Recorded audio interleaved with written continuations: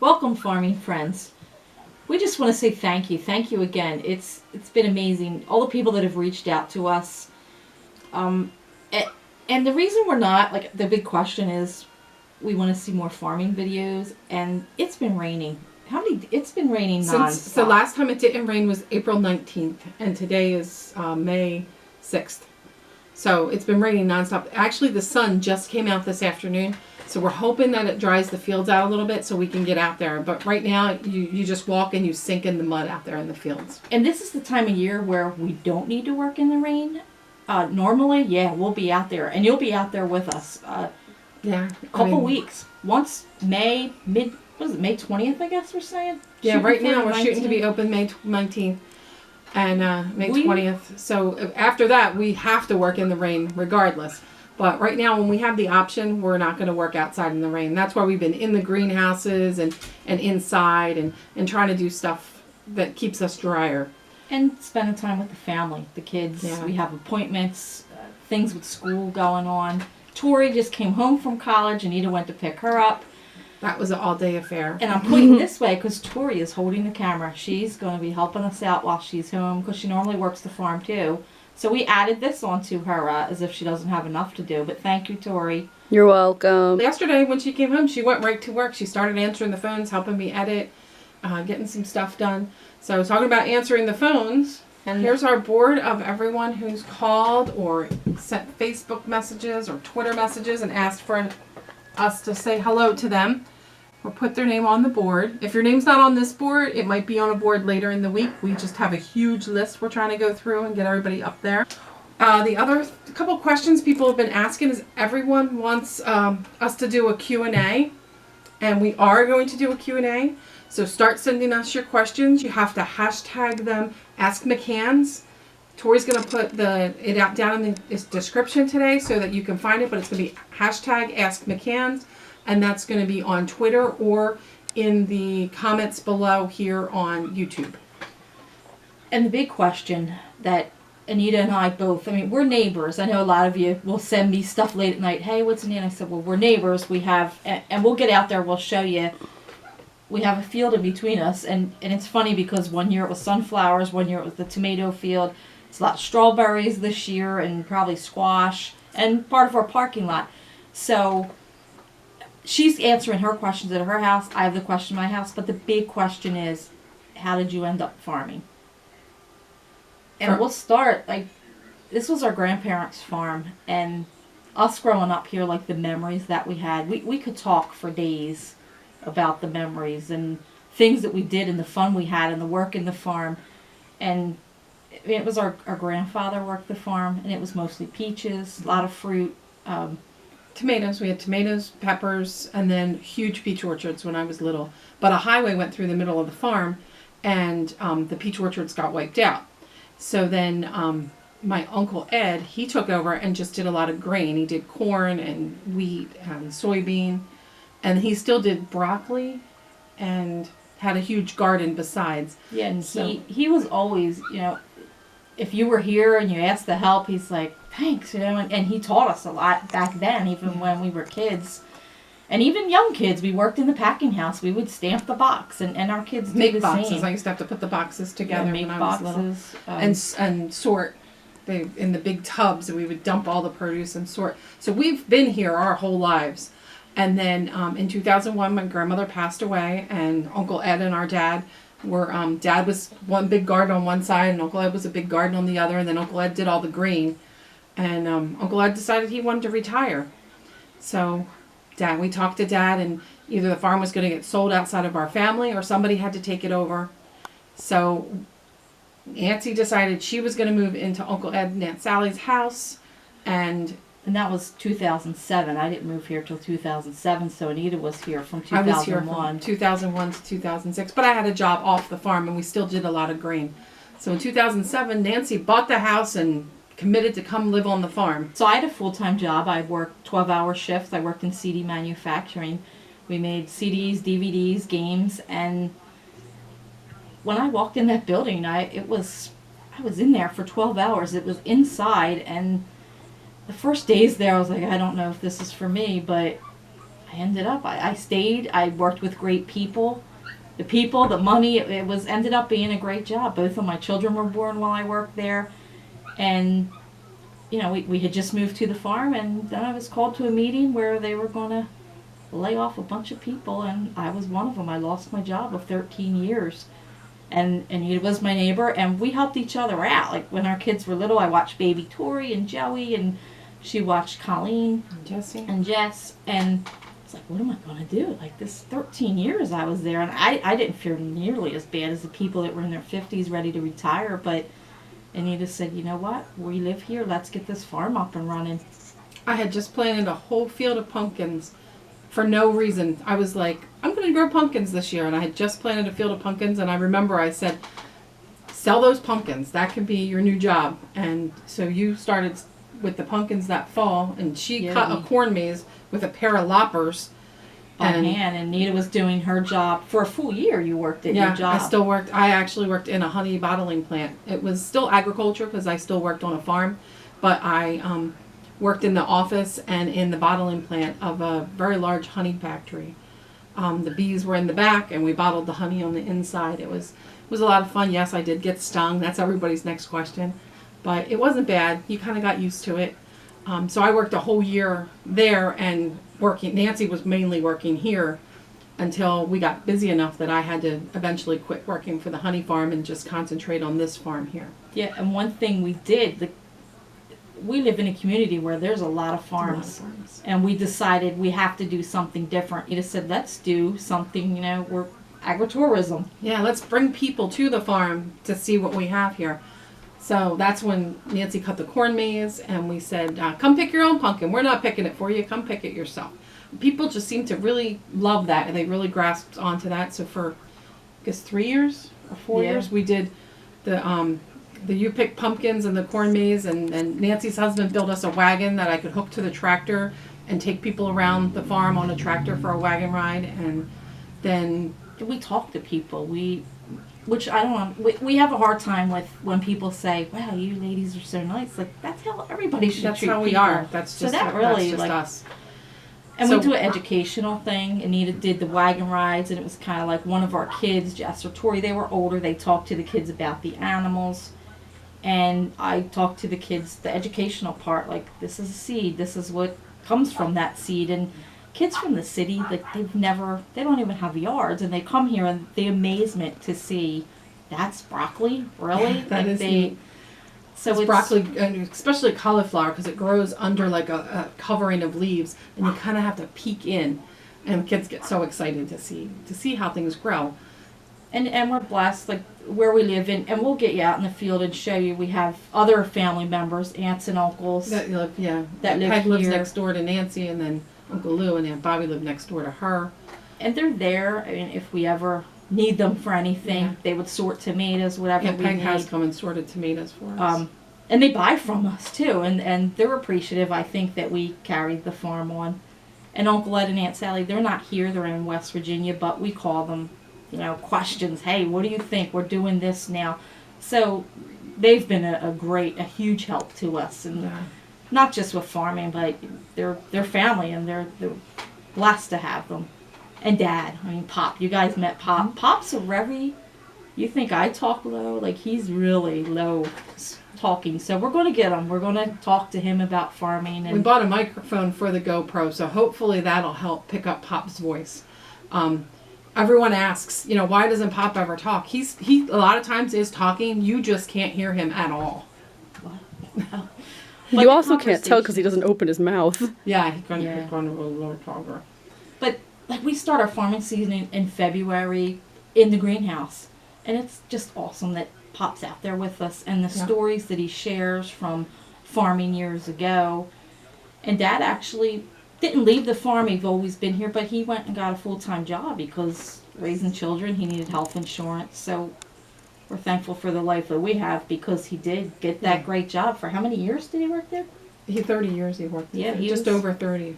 However old you were the year he retired, because he had started the year you were born, he told me. And with women farming, there's some things that we just can't do. Unhooking equipment. Unhook equipment, yeah, because you have to turn it with your hands, and my hands just aren't strong enough to do it. So we sometimes have a list, like we need this piece of equipment on this tractor and this piece of equipment on this tractor for this day. And Steve will make sure that that's done, or Mike will make sure that's done for us. I think we'll share, like, one of the funniest stories that I think, like, when we first took over the farm was strawberries. Let's get the strawberries planted.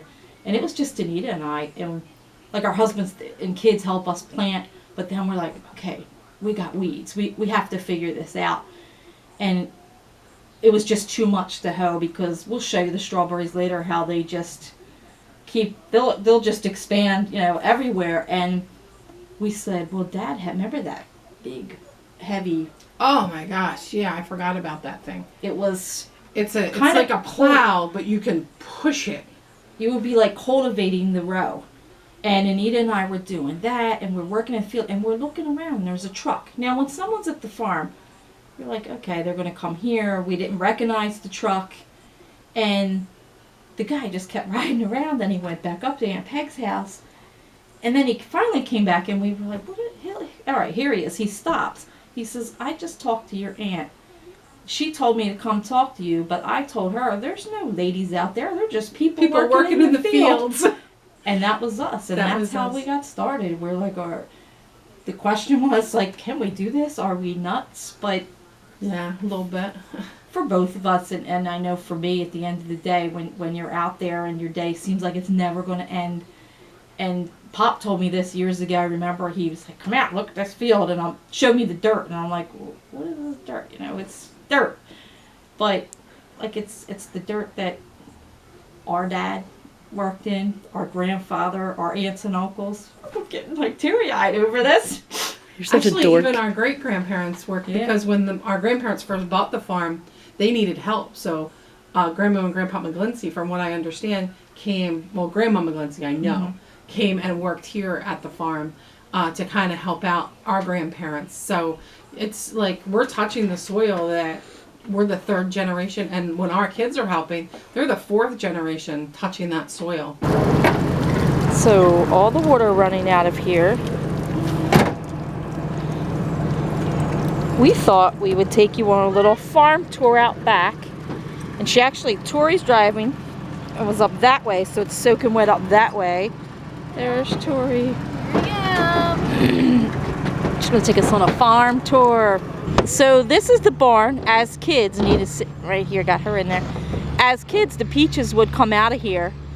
And we're in the back of a truck bed. Tori has the GoPro with the, what is it, dash cam? The dash cam, yeah. Up there.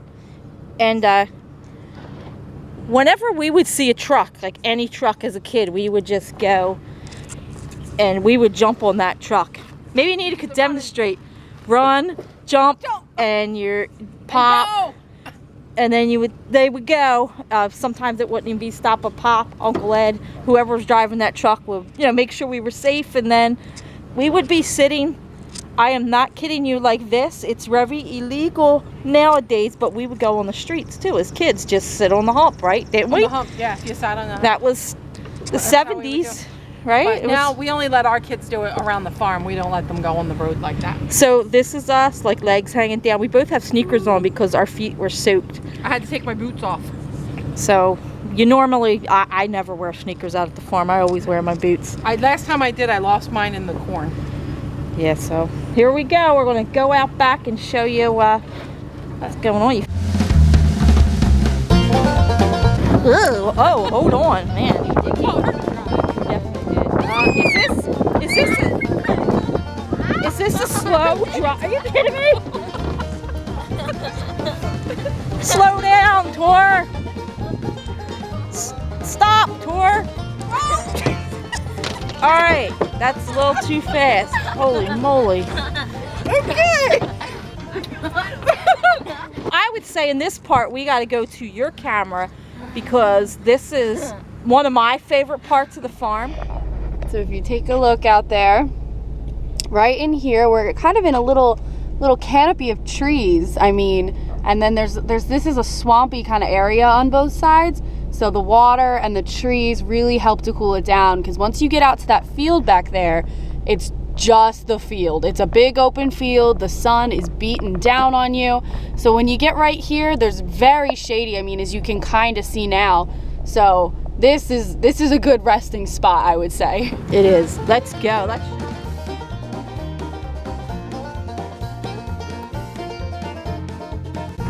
This is a spot that I'm gonna jump off if I can get back on. I don't know. I like that we put a bench here in the summer, and not that you have much time to sit, but I do take a few minutes and I sit here. As a kid, what kind of pipe was under here when we were kids? It was a big Like concrete pipe. And we would It was one really big pipe, and we would walk through to the other side of the pond. And we also used to, there was a vendor that would come and sell you a soda. So we would tie it on a string and throw it in the water, because the creek water is spring fed and it would keep your soda cold, so that when you were done working you could find it. Our kids are more spoiled. We have the refrigerator right in the barn. They run up there and get it. But right now it's really nice and full, and it's like flowing out of the pipes. But my son Joey, when he was little, named this Two Waters, because when you walk down the lane from the other side, there's water on two sides. So we've called this Two Waters. And it flows out of two pipes too. So kind of just like has two pipes that go across the road here and show.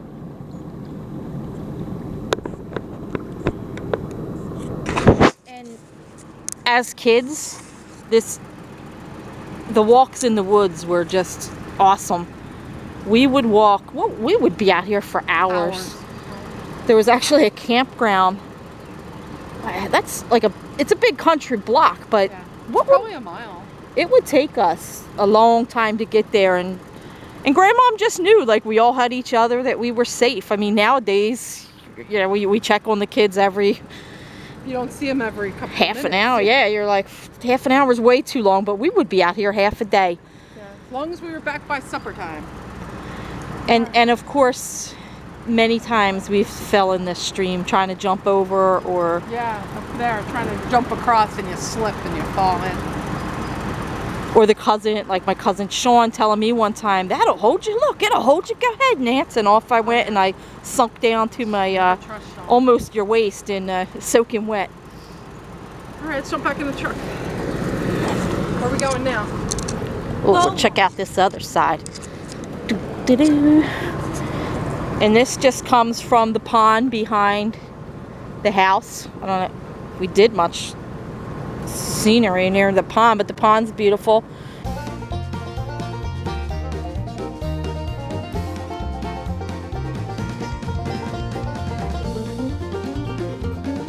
So this is the back field at the farm. Last year this was grain corn on this side. You can see the wooded area all the way across, and that is, we don't own a whole lot of wooded area here at the farm, but we do have some little trails that go through that wooded area. So panning back around this way, this is the lane that we're riding on. Tori could probably have some footage on the GoPro on this. And then this side last year was where we grew all of our tomatoes and peppers and eggplant. And as you can see, these huge puddles out here. If I had my, oh, the kids have their boots on. Maybe we can stop and show you how muddy it is out here. Now, when we were kids, this field back here was always tomatoes on one side and broccoli on the other for the late crops. I don't remember what was there early. It must have been a squash or something. But when I was in high school, they started cutting through a major highway that goes through it. When we get up there, I'll show you that. Whoa! Yes, I'll try to hold the camera steady. So that is, like, as a kid, this whole field, nothing was orchards. It was all crops. Exactly. So this is why we haven't been out in the field very much. It's one thing to try to walk through it, but to bring a piece of equipment that we've had tractors sink, where you think, okay, I can make it, and we're talking the tractor tires this big, and when that tire is going halfway down, it's something to try to pull that out. And we've been through it not many times. What, twice? Well, the one time it was really in there when it was out here. Yeah, all the way out. Right past where Nancy is over there is a real wet spot. and the tractor tire sank all the way down. The tire was buried. But this is a highway that went through our farm. So now we get to hear the cars all the time. These are really long rows, and this last year was tomatoes in a whole row of tomatoes, and we just had row after row after row. And we'll do the same again this year, but only not in this field. This field will be used for something else.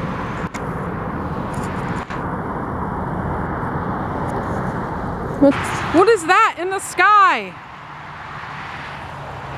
I think it's the sun. It's been missing for so long. Maybe it'll stay here for numerous days. Uh-oh. Will she get the truck stuck in the mud? Oh, and that's an expert farm girl getting the truck out. Oh boy, Here we go. we made it. So when we do wagon rides, we're going in reverse now, but normally we go that way, and And go all the way around this field. we go all the way around. Well, you can see our shadow. That's pretty cool. The sky looks beautiful on this side. Little dark clouds. The dark clouds are going away. Yes. And it's all blue sky on this side now. I had to even put on my sunglasses because it's so bright.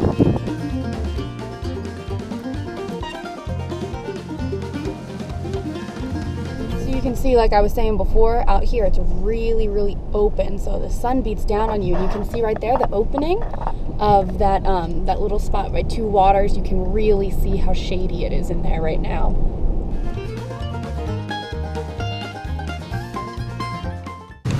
Here's some of the farm about. equipment. Oh. We have it stored out here by the edge of the field. Nancy can show you some of the smaller blueberry bushes. Need to finish weeding that. And this is the field that we had done in hopes to get out here and plant. This will be the tomatoes this year.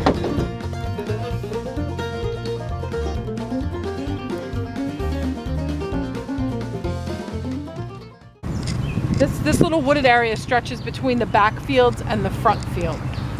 We were in the back field earlier, and now we're up in front of that field.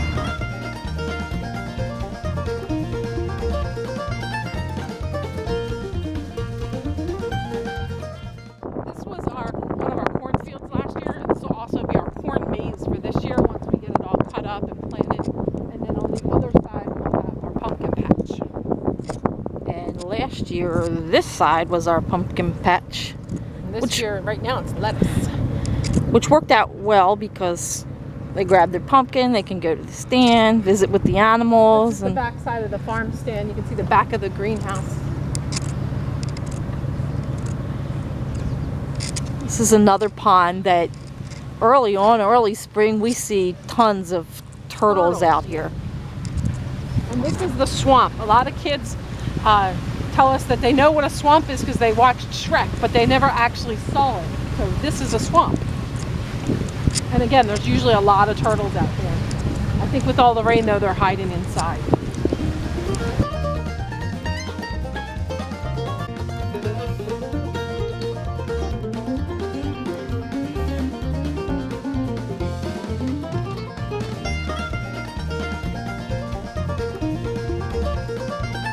So this is our largest pond on the farm. It's out near where Joey's chicken coop is, right on the side of the greenhouse.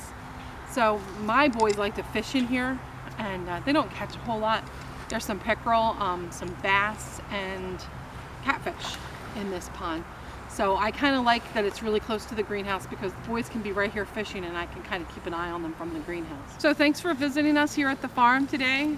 I hope you enjoyed your tour and our answers to some of your questions. And thanks for sharing. Like, so many people have shared how they're reliving their memories. Like, grandparents had farms, Yeah. or family members had farms, and we're so grateful to be able to do that. So keep responding. And the question was fan mail. Oh yeah, people wanted to mail us letters, and that's fine. Yeah. Tori's gonna put our address down the bottom today, and But the only thing, like, things can get hairy with fan mail. yeah, they did get hairy already. Like, the person that sent hair, like, that's crazy. yeah. There's organizations like Oh, Locks of Love, Locks where of they'll Love. take your They'll hair take and make your a wig hair. out of We- it. yeah, We we don't don't- have any use for you to send us an envelope of your hair. Don't send us anything weird. Don't Yeah. send us anything gross. So if you want to send us a letter or a picture That you drew, maybe. Yeah, if you draw a picture or you have a picture of yourself, we're going to make a bulletin board over in our farm market, and every month we're going to post everything up there, and then we'll change it each month if so everybody gets a chance to be up on the bulletin board. So Tori's going to put our address down in the bottom today The description. so that you can find us. So if you like what you saw today, hit like and leave us a comment. We like nice comments. We do delete nasty ones. Thanks for sharing in the memories, and happy Mother's Day to all your moms out there. Happy Mother's Day. And we know we have a lot of kids that watch, so take care of Mom.